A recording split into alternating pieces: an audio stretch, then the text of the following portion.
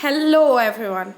So in this video we will continue with the Indian polity series M Lakshmikant, and we will learn about Government of India Act 1858.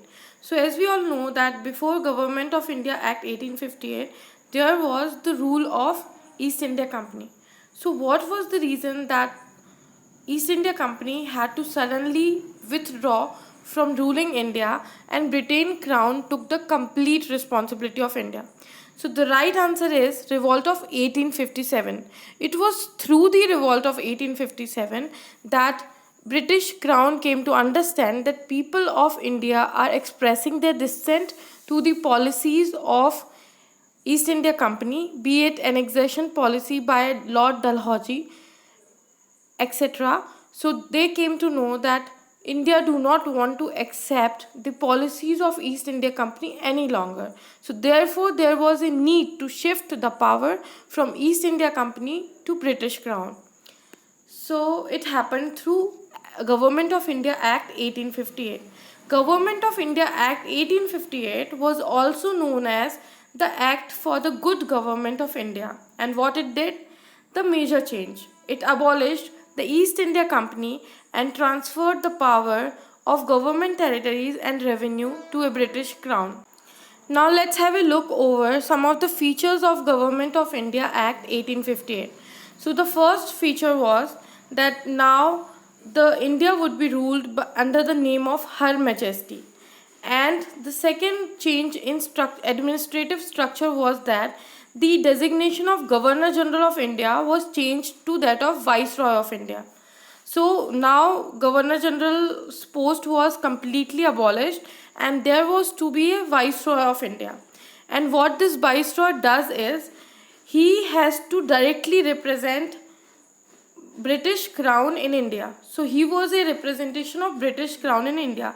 And who was the first Viceroy of India? So the right answer is Lord Canning became such Viceroy of India.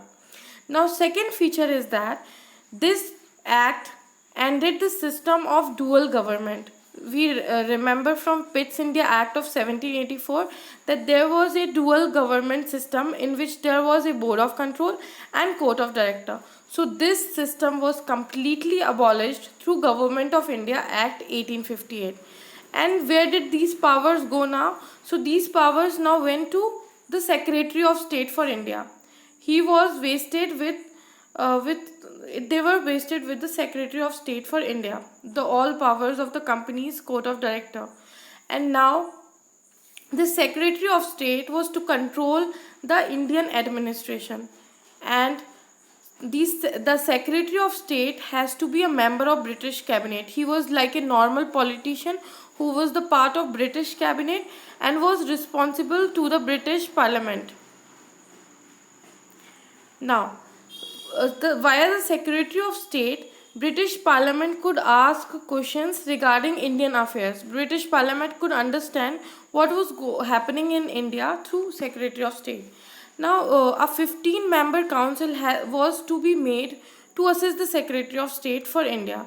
So there was to be a 15-member council, and this was simply advisory. This was to be advisory. And next one is that the Secretary of State in India was a council which was made up body corporate. This council was capable of suing and was capable of being sued both in India and England. So it could be legally talked about.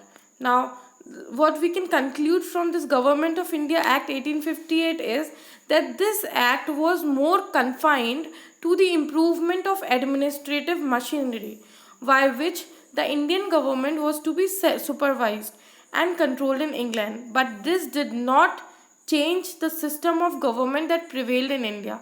So we can majorly understand that it was all about how it was being dealt in England, and it did not bring any substantial change in the system of government that was existing in India. So in administrative system of India there were no major change, but there were changes in the machinery which was to be supervised and controlled in England.